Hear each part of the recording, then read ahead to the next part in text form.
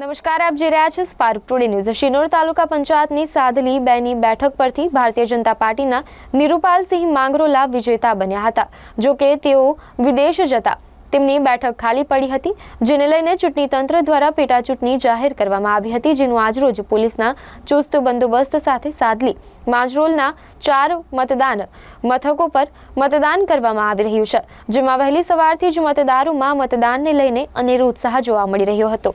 જ્યારે વરરાજા મંસૂરી શહેબાઝ ઇસ્માઇલ ભાઈએ પણ પોતાનું મતદાન કરી ઉત્તમ ઉદાહરણ પૂરું પાડ્યું હતું। શિનોર તાલુકાના સાદલી ગામમાં આ પેટા ચૂંટણી બેની ઇલેક્શન છે, તે નિમિત્ત હું આજે 16/2/2025ના દિવસે મારી પીઠીની રસમ છે, તે નિમિત્તે મેં આજે વોટિંગ કરવા આવેલ છું।